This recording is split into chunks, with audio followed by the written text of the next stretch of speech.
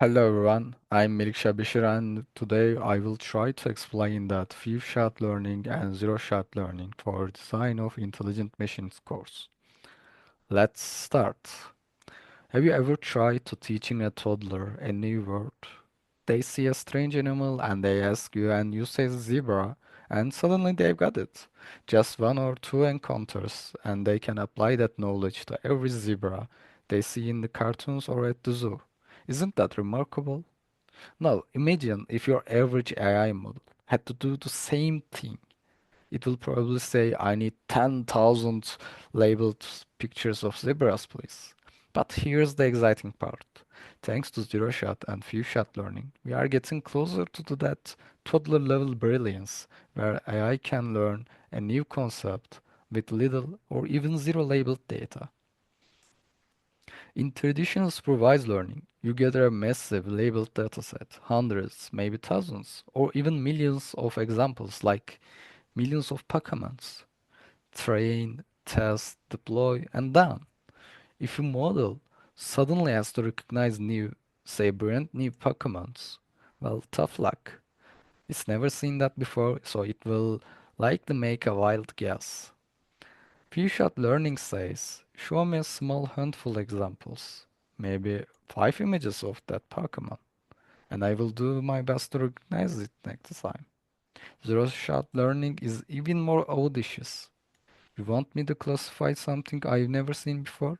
Sure, just give me a description of the category or some related context. I will figure it out. This might sound like a magic, but it's rooted in some very clever approaches.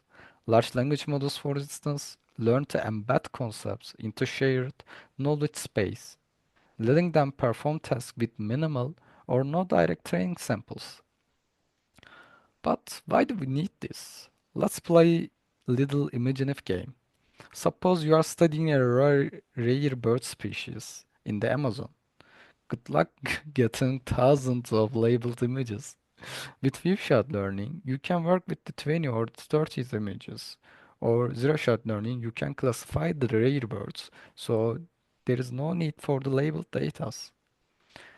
In dynamic fields like cybersecurity, new malware variants pop up every day. A zero-shot or few-shot approach can adapt to unknown threats with minimal data. Labeling data is expensive. If your model can adapt with fewer label samples, you save both time and money. Plus, your interns won't have to label pictures of cats for 6 months straight. Okay, how does it work? Representations are the key.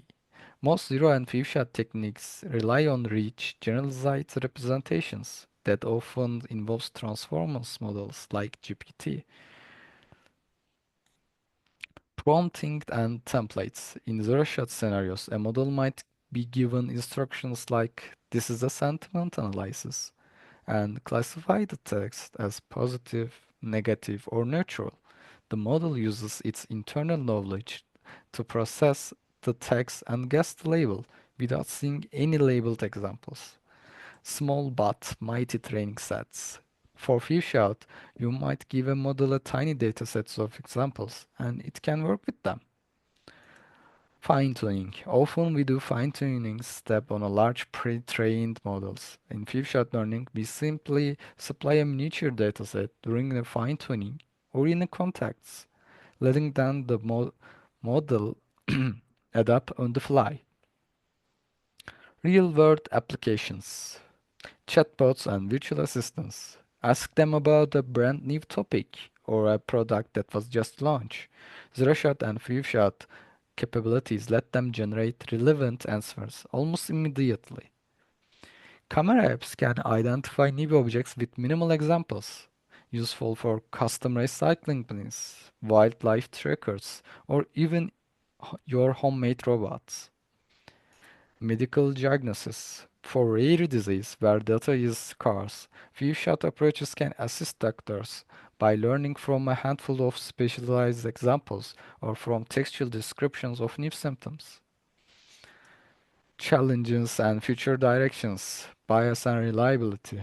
In zero-shot and few-shot tasks, biases might serve in predictable ways, reducing the reliability.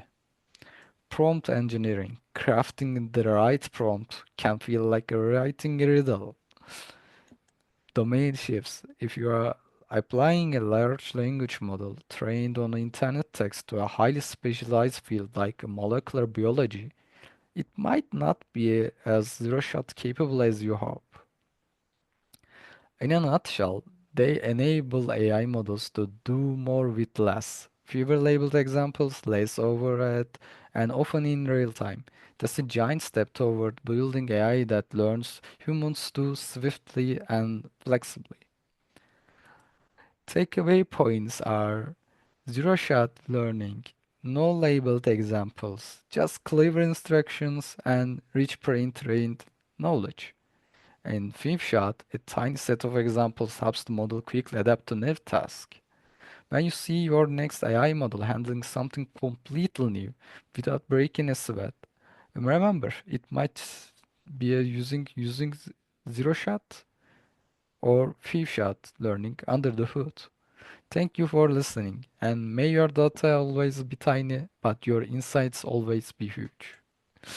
And these are the questions related with the slides. You must do some research to answer them.